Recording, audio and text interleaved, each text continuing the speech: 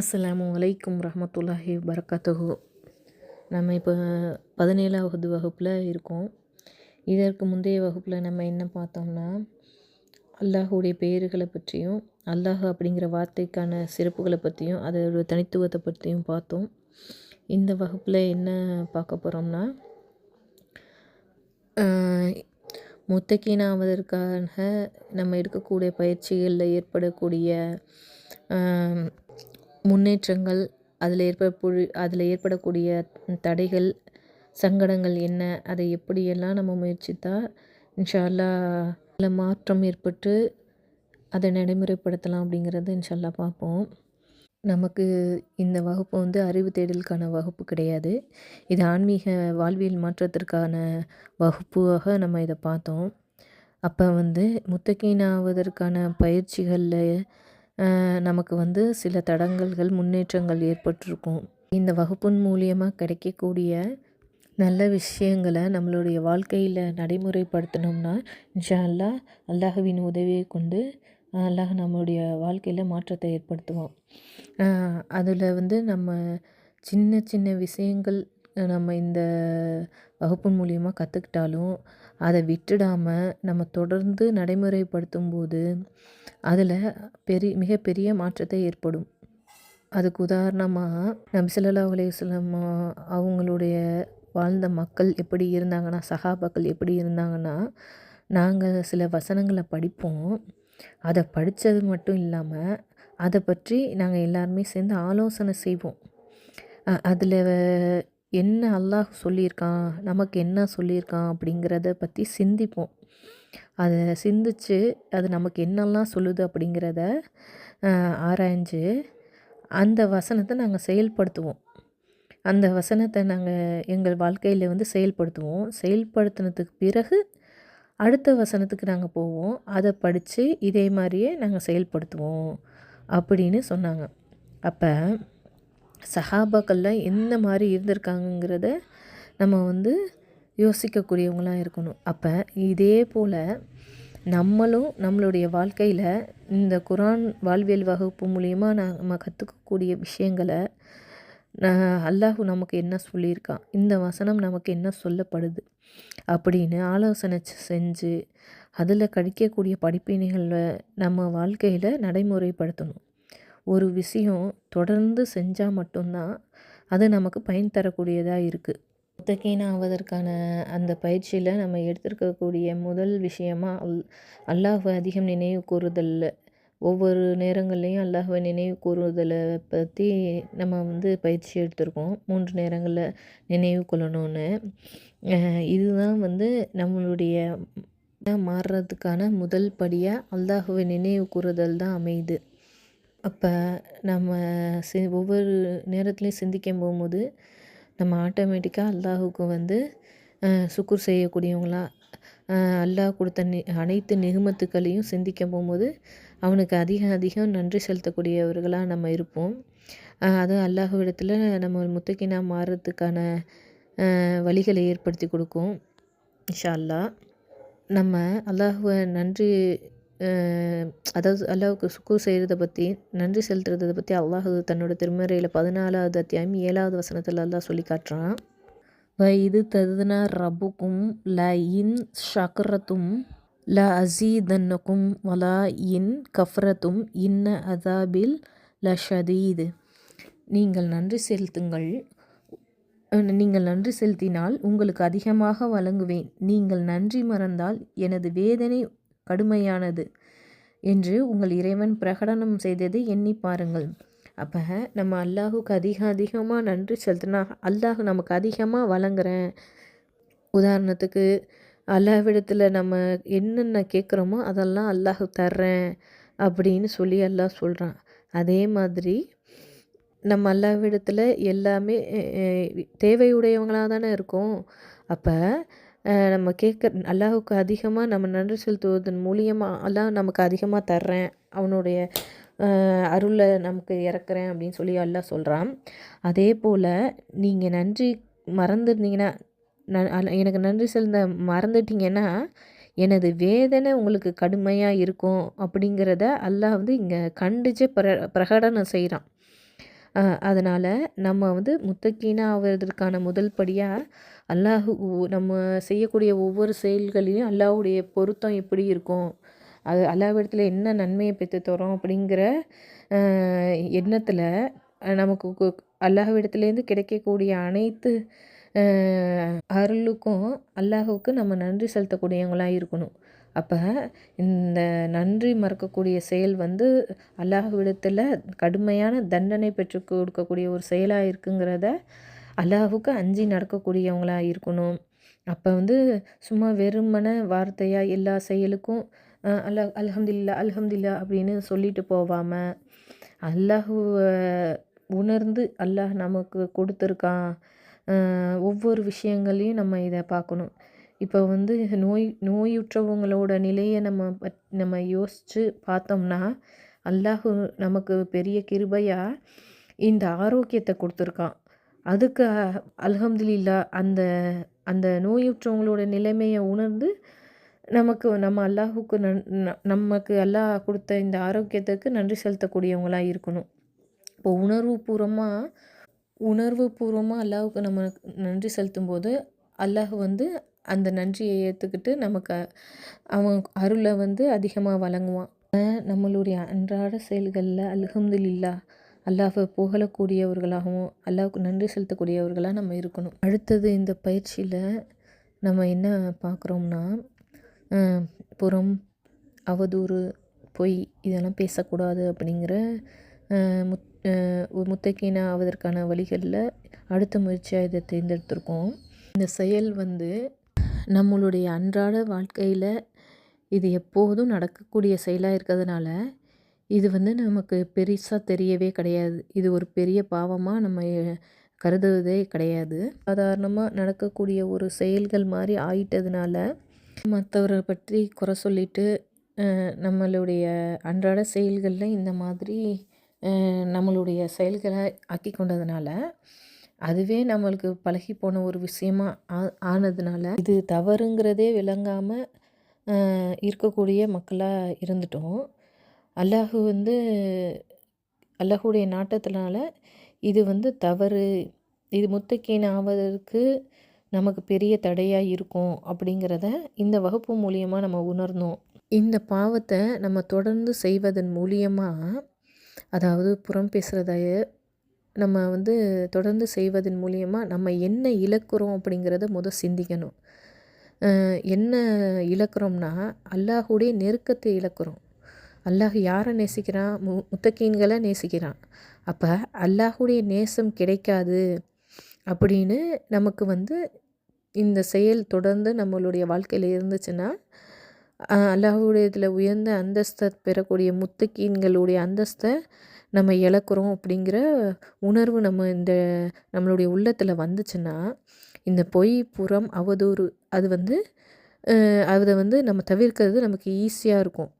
முத்தக்கீனாவது தான் நமக்கு முக்கியம், அல்லாஹுடைய அந்தஸ்தை பெறக்கூடியது தான் நமக்கு முக்கியம் அப்படின்னு நம்ம உணர்ந்தோம்னா யார் நம்ம இடத்துல வந்து புறம் பேசினாலும் நம்ம மட்டும் அந்த தவறை தவிர்ந்து இல்லாமல் நான் முத்தக்கீனா வாழ ஆசைப்படுறேன், அதனால் இந்த தவறை நானும் செய்ய மாட்டேன், நீங்களும் செய்யாதீங்க, இது எப்பேற்பட்ட தவறாக இருக்குன்னா தன்னுடைய சகோதரனின் மாமிசத்தை சாப்பிட்றதுக்கு சமம், இந்த அருவருப்பான செயலை வந்து செய்யாதீங்க, நானும் செய்ய மாட்டேன், நீங்களும் செய்யாதீங்க.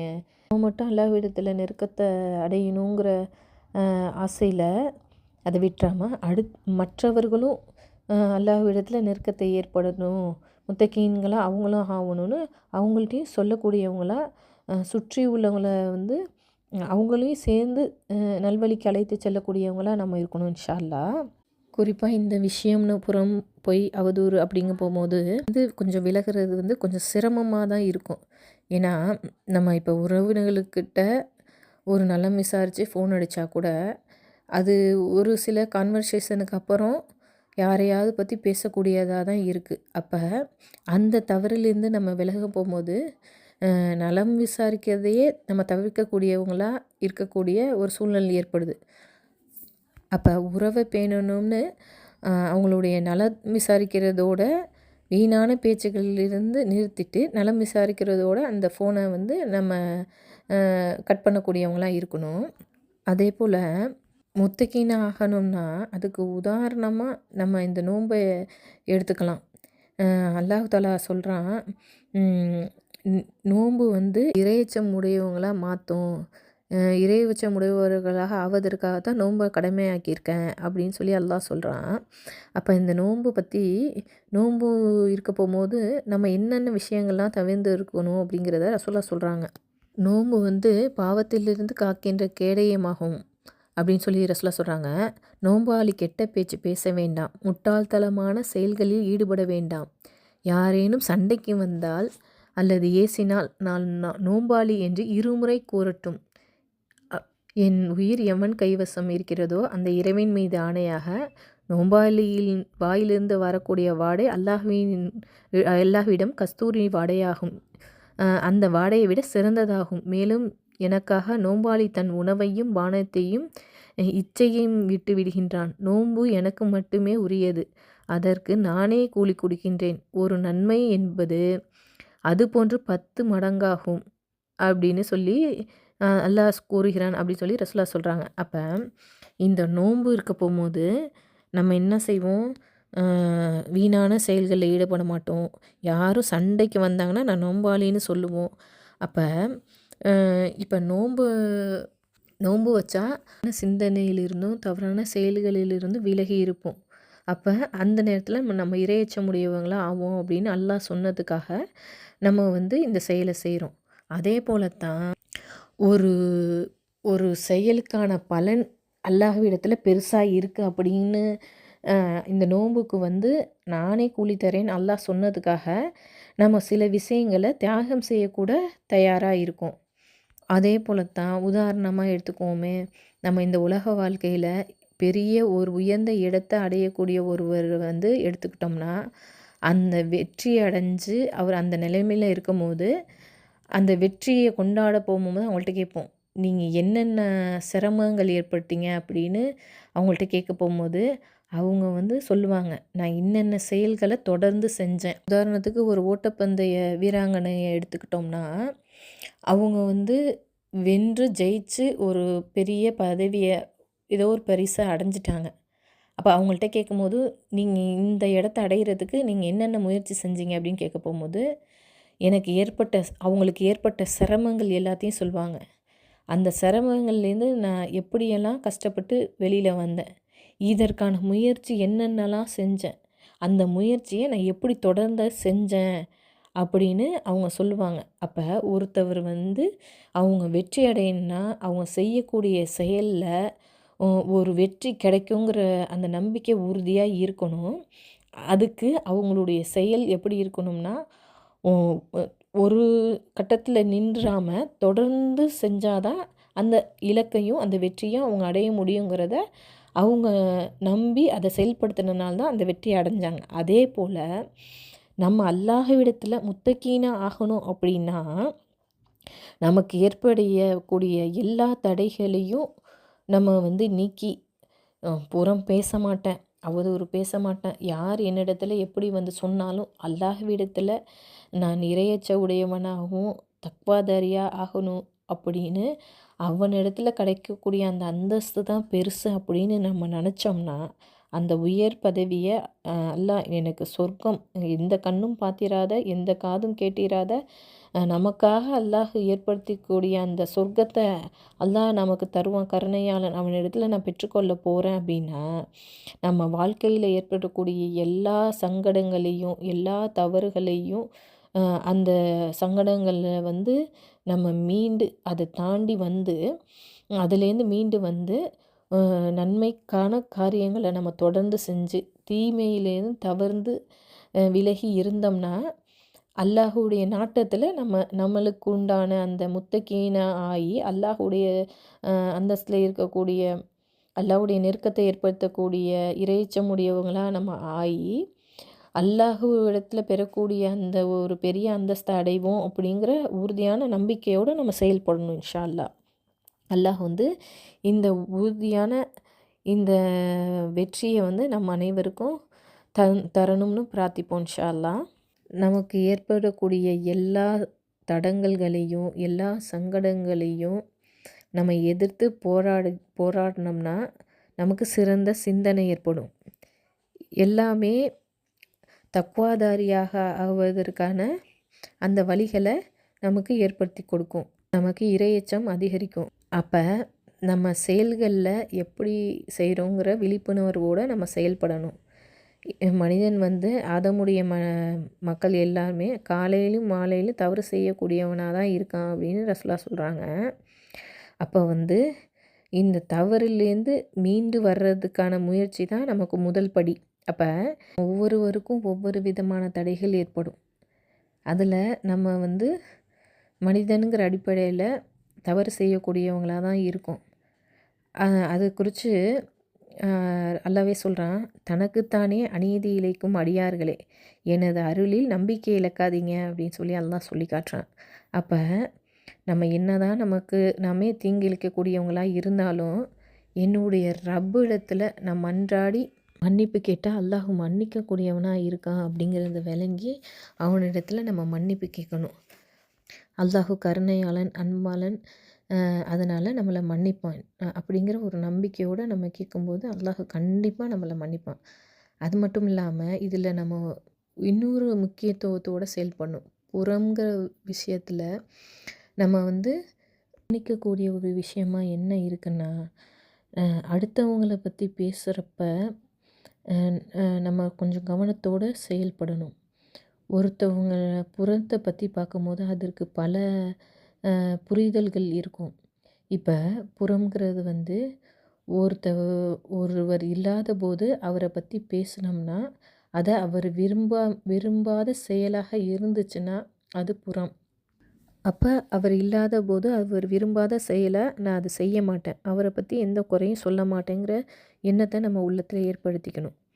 அது மட்டும் இல்லாமல் ஒருவரின் செயல் அவருக்கும் பாதிப்பை ஏற்படுத்துது பிறருக்கும் பாதிப்பை ஏற்படுத்துதுன்னா அதை பற்றி நம்ம சொல்லி தான் ஆகணும். இப்போ உதாரணத்துக்கு ஒருத்தவங்க திருடிடுறாங்க.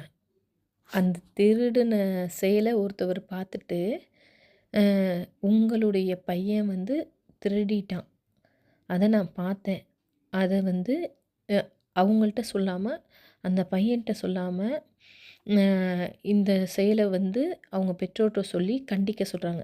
ஒரு குழந்தையாக இருக்காங்கன்னு வச்சுக்கோமே, உதாரணத்துக்கு அவங்க பெற்றவங்கள்ட்ட போய் இந்த மாதிரி உன் பையன் திருடுனா, நான் அதை பார்த்துட்டேன், இதை நீங்கள் இப்பயே சொல்லி அது தவறான செயல், அதுக்கு தண்டனை இருக்குது அல்லாஹ்விடத்தில் அப்படின்னு அதை நீங்கள் சொல்லுங்கள்.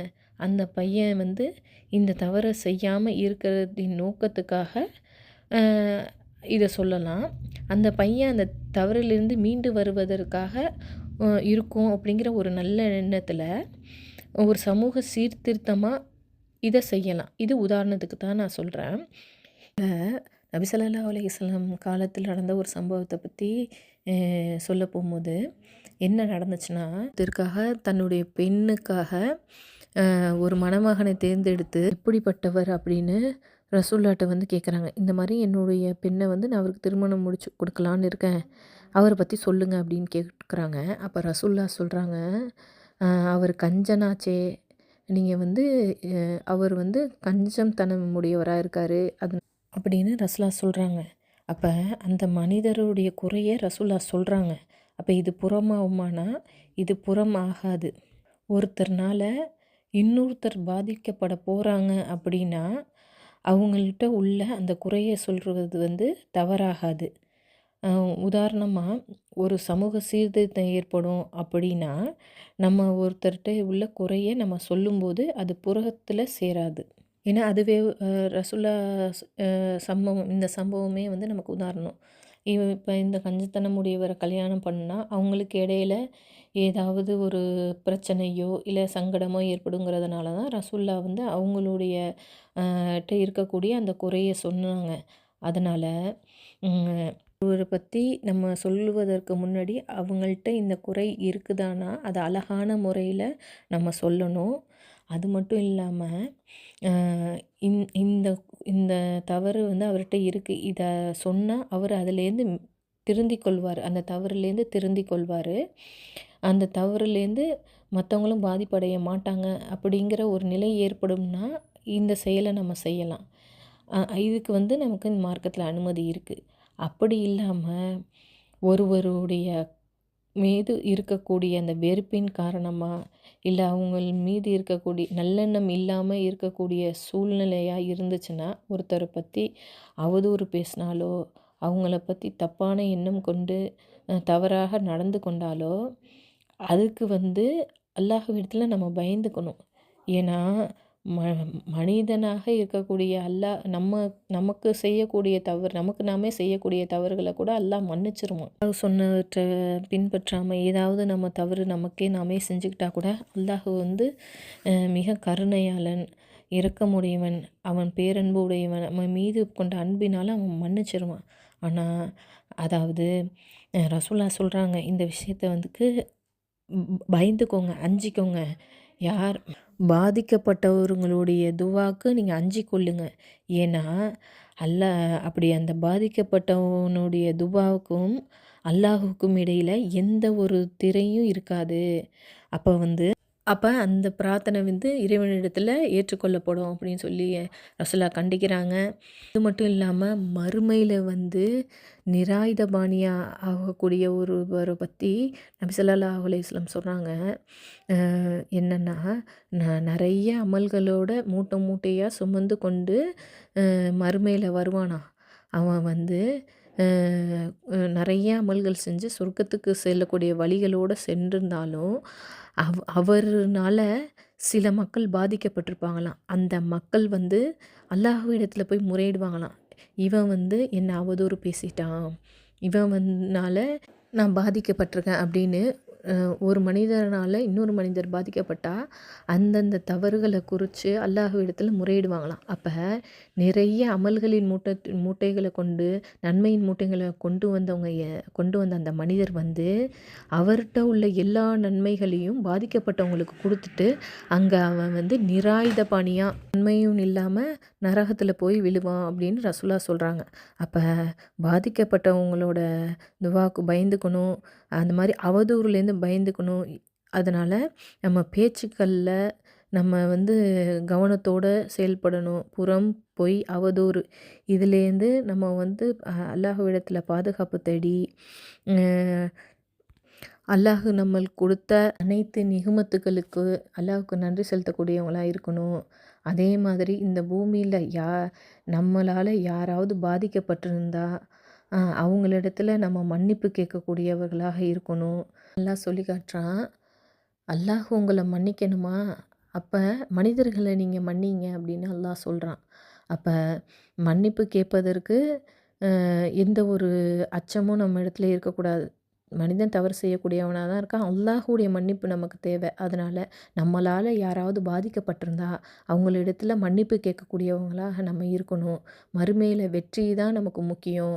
எந்த ஈகோவும் இல்லாமல் அவங்களிடத்துல நம்ம மன்னிப்பு கேட்கக்கூடியவங்களாக நம்ம இருக்கணும். நம்ம செய்யக்கூடிய அனைத்து நன்மைகளுக்கும் அல்லாஹ் தான் காரணமாக இருக்கான் அப்படின்னு அல்லாஹ்வுக்கு நன்றி செலுத்தக்கூடியவங்களாகவும், இந்த நன்மை செய்கிறதுக்கு நமக்கு உதவியாக இருந்த இந்த உலகத்தில் நம்ம யாரெல்லாம் இப்போ ஒரு உதாரணத்துக்கு யாராவது நம்மள்ட்ட தர்மம் கேட்டால், இல்லை உணவு கேட்டாலோ அவங்களுக்கு நம்ம தர்மம் செய்கிறதுக்காக அல்லாஹ் கொடுத்த ரஜக்லேருந்து நம்ம செலவு பண்ணோம்னா அதுக்கு யார் காரணமாக இருந்தா அவங்க தான் நம்மள்ட்ட கேட்டாங்க. அப்போ இந்த அல்லாஹ்வுடைய அருளை கொடுக்கறதுக்கு காரணமாக நமக்கு அமைஞ்ச அந்த மனிதருக்கும் நம்ம பிரார்த்தனை செய்யக்கூடியவங்களாக இருக்கணும். அப்போ முத்தகீனா ஆவதற்கான அனைத்து வழிகள்லேயும் நம்ம ஏற்படக்கூடிய சங்கடங்களிலிருந்து அல்லாஹ்விடத்தில் பாதுகாப்பு தேடி நம்ம செய்யக்கூடிய அனைத்து முயற்சிகளிலும் தொடர்ந்து செஞ்சு இன்மையிலையும் மறுமையிலையும் வெற்றி பெறக்கூடிய மக்களாக அல்லாஹ் நம்மளை அனைவரையும் ஆக்கணும் என்று பிரார்த்தித்தவர்களாக இந்த உரையை நிறைவு செய்கிறேன். அஸ்ஸலாமு அலைக்கும் வரஹ்மத்துல்லாஹி வபரகாத்துஹு.